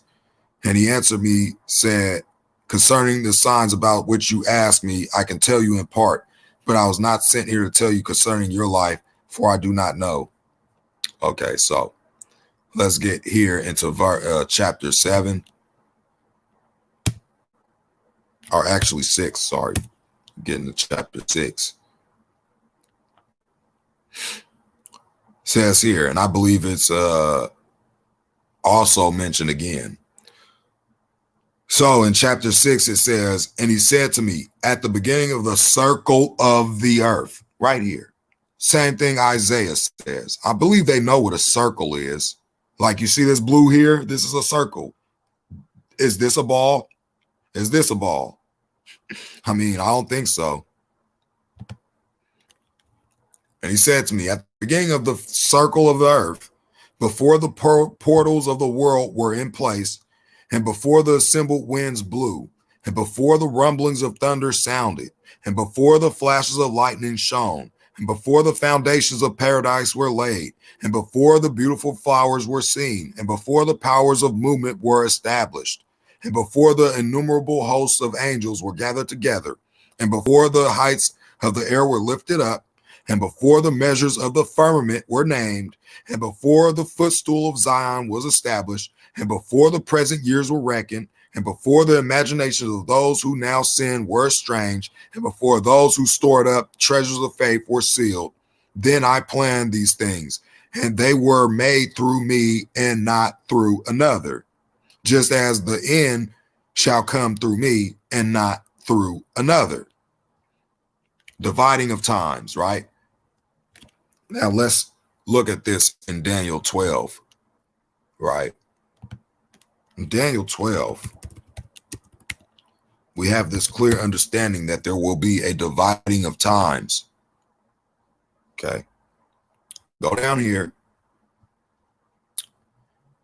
And he says here, Daniel 12, verse 7, I heard the man clothed in linen, which was upon the waters of the river, and he held up his right hand and his left hand unto heaven, and swear by him that liveth forever, that it shall be for a time, times, and half a time. And when he shall have accomplished to scatter the power of the holy people, all these things shall be finished. Same thing here, dividing of times. And I answered and said, what will be the dividing of times, or when will the end of the first age and the beginning of the age that follows? And he said to me, this is the part everybody hates, but I'm still going to read it anyway. That's just your self-hatred there. And he said to me, from Abraham to Isaac, because from him were born Jacob and Esau. Genesis 25, read it. For Jacob's hand held Esau's heel from the beginning. For Esau is the end of this age, and Jacob is the beginning of the age that follows. For the beginning of a man is his hand, and the end of a man is his heel. Between the hand and the heel, seek for nothing, Ezra. More signs of the end. And I answered and said, O sovereign Lord, if I have found favor in thy sight, show thy servant the end of thy signs, which thou didst show me in part on the previous night. He answered and said to me, rise to your feet, and you will hear a full resounding voice. And if the place where you are standing is greatly shaken while the voice is speaking, do not be terrified, because the word concerns the end, and the foundations of the earth will understand that the speech concerns them. They will tremble and be shaken, for they know that their end must be changed. I heard this, I arose to my feet and listened, and behold, a voice was speaking, and its sound was like the sound of many waters. And it said, behold, the days are coming when it shall be that I will draw near to visit the inhabitants of the earth. And when I require from the doers of iniquity the penalty of their iniquity, and when the humiliation of Zion is complete, well, that's taking effect right now. But I won't say what that is so it can continue on, so this one could get fulfilled. And when the seal is placed upon the age which is about to pass, then will I show these signs. The book shall be opened before the firmament. Oh, and wait. They're going to be open before the firmament, and all shall see it together. How is that possible on the ball earth? I mean, can anybody tell me biblically how's this going to be possible on the ball? Right? He said he's going to, let's just give you a visual of what you're going to be looking at. When he put that book on the firmament, again, the books will be open before the firmament. So you guys can say whatever you want, you know. What is the word firmament? The vault or arc of the sky. Heaven, star twinkle in the firmament. Obsolete by basis. The field or sphere of the entrance or activity of international fashion firmament. Okay, that's something else. What is the difference between firmament and heaven? When used as nouns, firmament means the vault of heavens, whereas heaven means the distant sky in which the sun, moon, and stars appear or move, right? It says they move. It says the sun, moon, and stars appear to move. Appear or move, actually. Heaven is also a verb with the meaning to transport to the abode of God, the gods, or the blessed. Firmament as noun, incountable, the vault of the heavens, the sky. Okay, so there you have it. But people don't deny this because they don't want to come to the fact that they've been lied to. Again, so the book shall be opened before the firmament, and all shall see it together. Infants a year old will speak with their voices, and women with child shall give birth to premature children at 3 or 4 months, and these shall live and dance. Sown places shall suddenly appear unsown, and full storehouses shall suddenly be found empty. And the trumpet will sound aloud, and when all hear it, they shall suddenly be terrified. At that time, friends shall make war on friends like enemies. Oh, that seems like it's going on right now. And the earth and those who inhabit it shall be terrified, and the springs of the fountains shall stand still, so that for 3 hours they shall not flow. And it shall be that whosoever remains after all that I have foretold to you shall himself be saved and see my salvation and the end of my world. And they shall see the men who were taken up who from their birth have not tasted death, and the hearts of the earth's inhabitants shall be changed and converted to a different spirit, for evil shall be blotted out and deceit shall be quenched. Faithfulness shall flourish, corruption shall be overcome, and the truth which has been so long without fruit, right? Because if the truth was gaining fruit here, then it wouldn't have to be revealed, right? And it's already being revealed because these are the last days. And it says conclusion of the second vision. Okay, let's see here. And then we'll call this a day. I think I don't want to go past 2 hours here, although I don't have to worry about a time limit anymore now that I'm on the monthly subscription with StreamYard. So while he spoke to me, behold, little by little, the place where I was standing began to rock to and fro. And he said to me, I've come to show you these things this night. If therefore you will pray again and fast for 7 days, I will again declare to you greater things than these, because your voice has surely been heard before the Most High. For the Mighty One has seen your uprightness and also observed the purity of which you have maintained from your youth. Okay, so those are the people he's hearing. He's not hearing a bunch of, lawless reprobates. Sorry. Therefore, he sent me to show you all these things and to say to you, believe and do not be afraid. Do not be quick to think vain thoughts concerning the former times, lest ye be hasty concerning the last times. Okay, this is the third vision, and I'm going to end it here. And it says here, this is why I'm reading this, God's work in creation, right? Another place where it corroborates here, Genesis chapter 1. This is why I'm reading it. Now, after this, I wept again and fasted 7 days as before, in order to complete the 3 weeks as I had been told. And on the 8th night, my heart was troubled within me again, and I began to speak in the presence of the Most High. For my spirit was greatly aroused, and my soul was in distress. And I said, let's do the comparison here.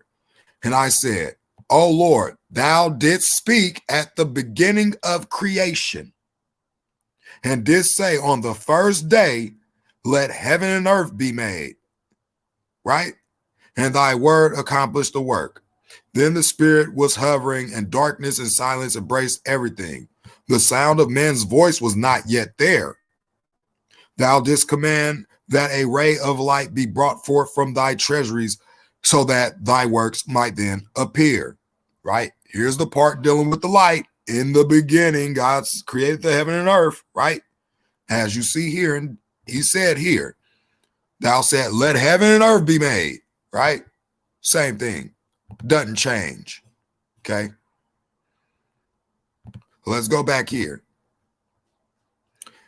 And he says here, and again, on the second day. Well, what happened on the second day according to Genesis 1?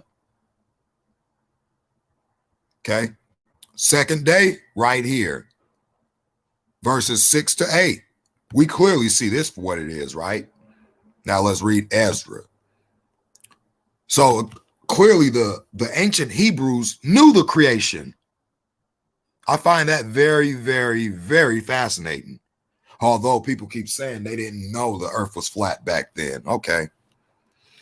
On the second day, thou didst create the spirit of the firmament, and didst command him to divide and separate the waters, that one part might move upward and the other part remain beneath. Well, let's see if that says that in Genesis. Oh, wait, there it is.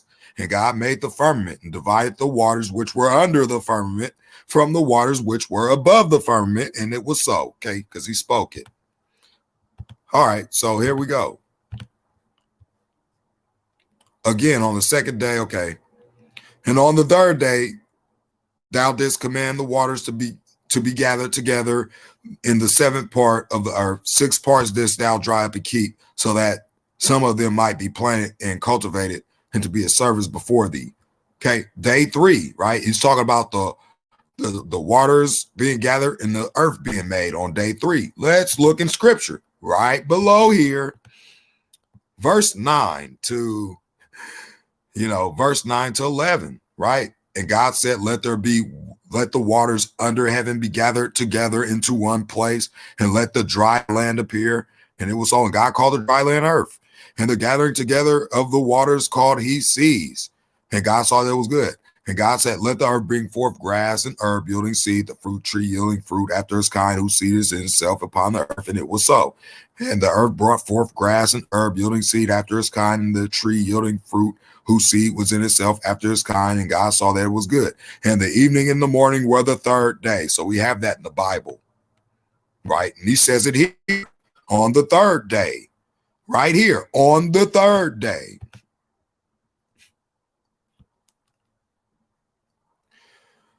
For thy word went forth, and at once the work was done.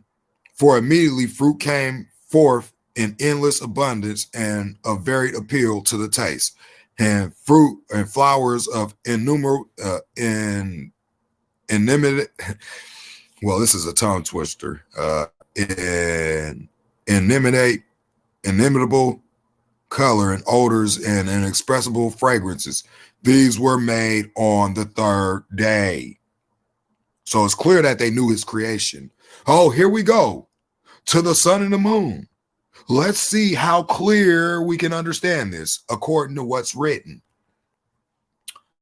Let's go back into Genesis now, because this is where he's giving reference to. Here it is.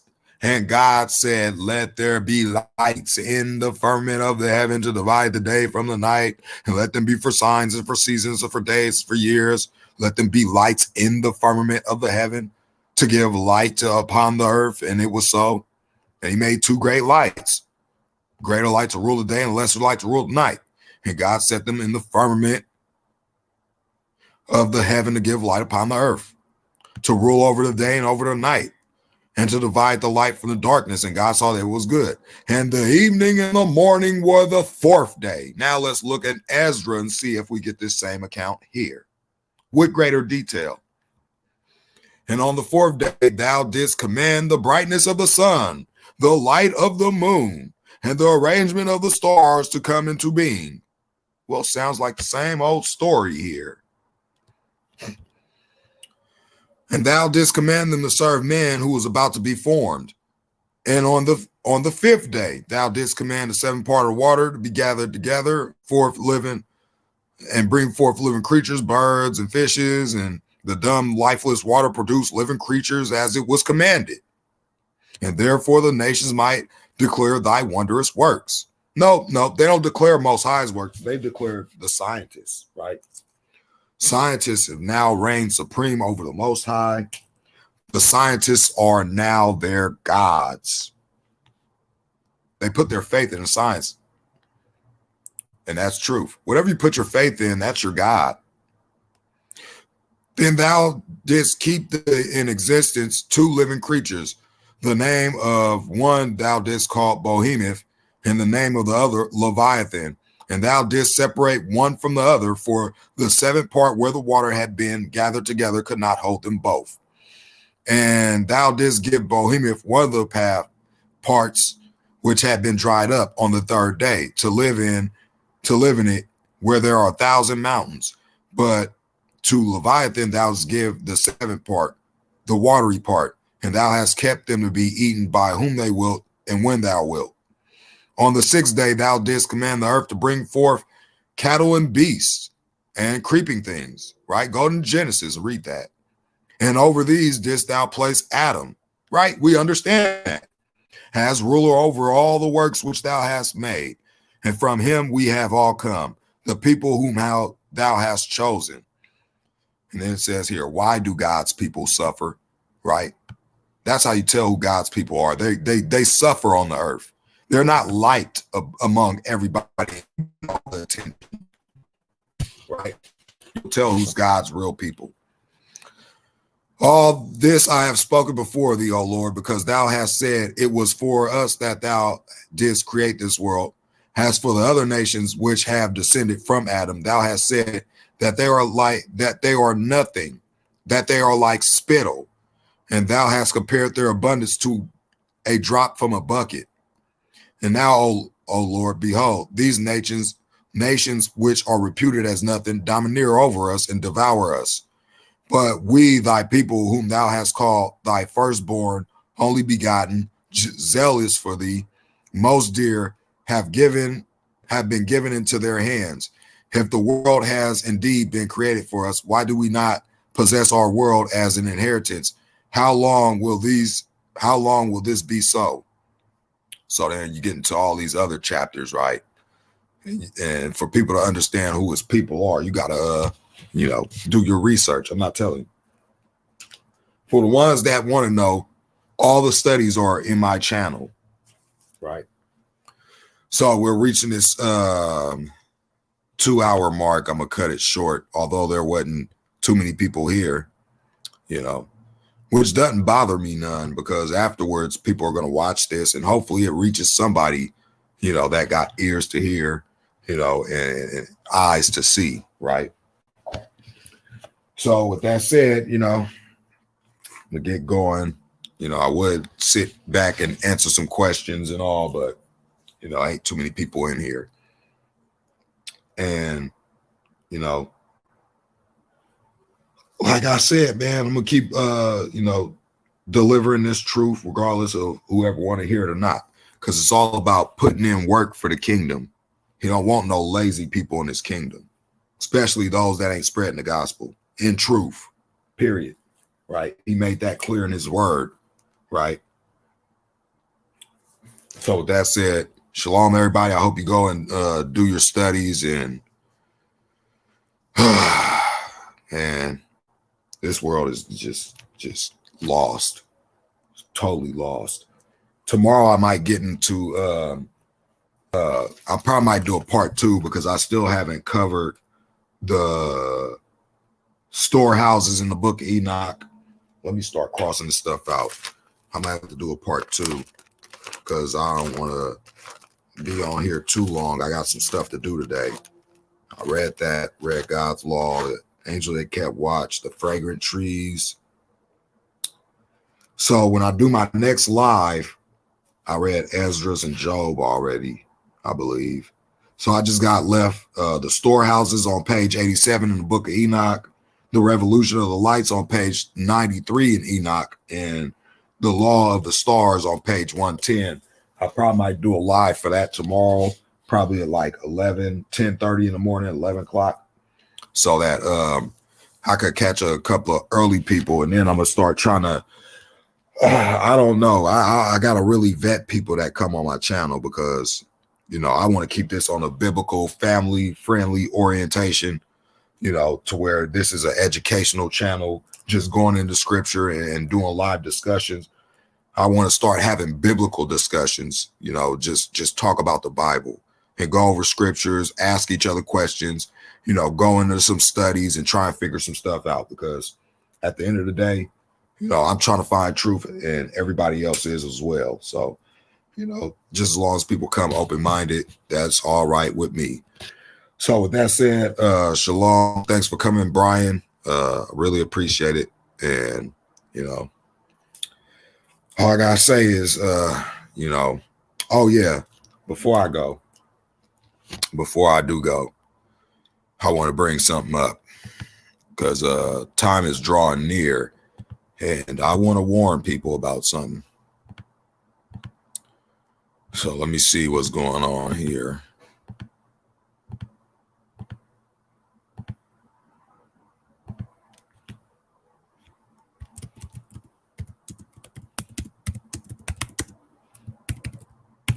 Because I find this very, very interesting here.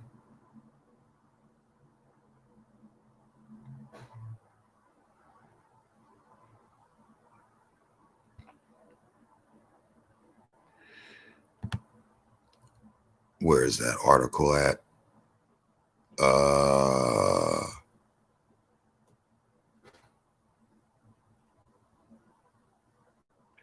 Is this what I was reading? Let me see.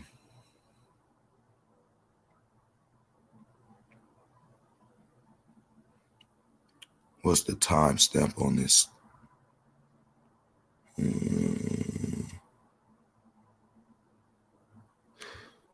Okay.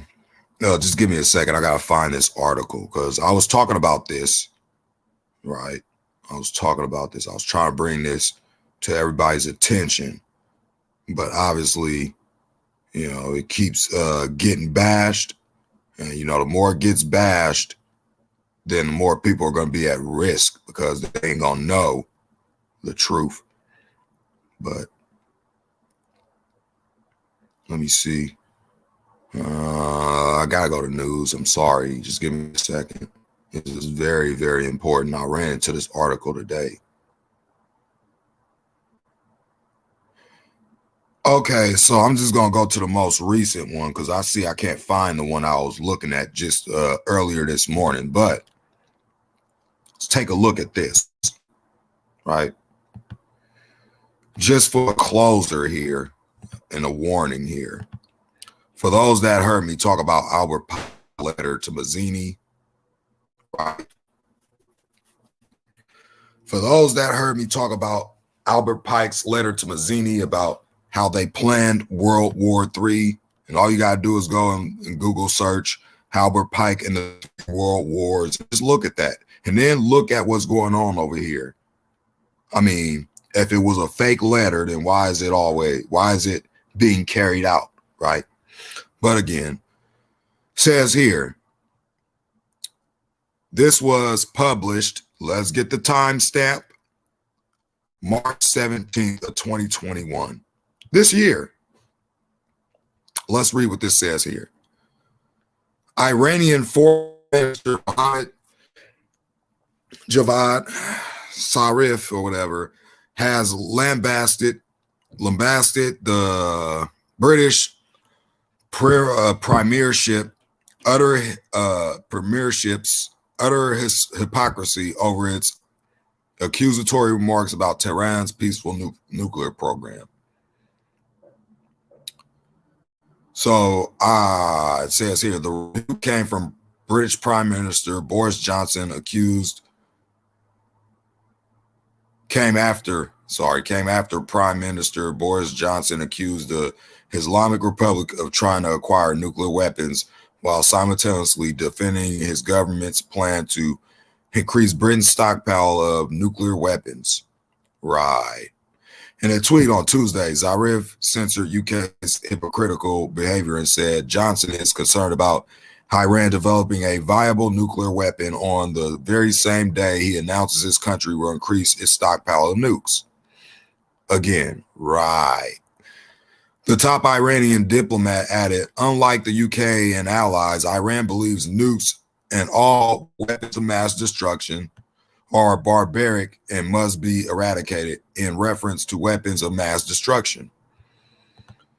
So it talks about here and all like that. Let me see, because they're talking about they're trying to start World War III right now.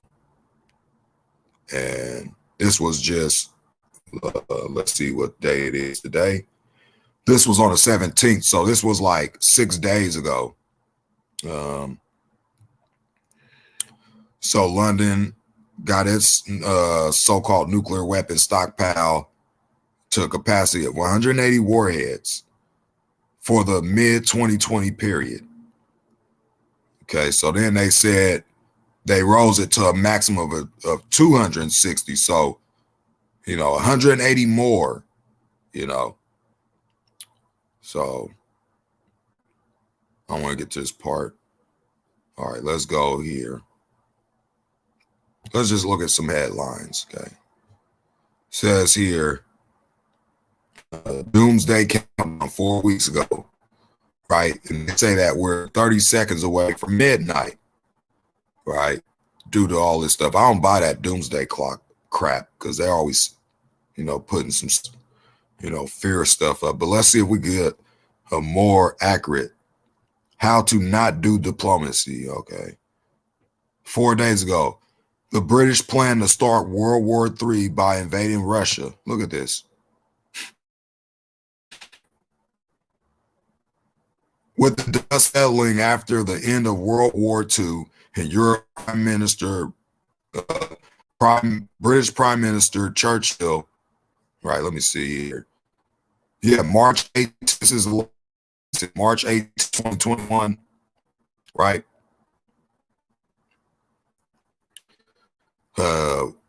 Prime Minister Winston Churchill set his sights on the next threat to Western democracy, the Soviet Union. Oh no, more like they're planning this stuff, right? Churchill was, and then this all right here was mentioned in Albert Pike's letter, right? All this. But again, it doesn't exist. Okay, let's go down here. Look at this. Look at this. This essential. Oh, go down. This essentially meant Churchill was ready to start World War III.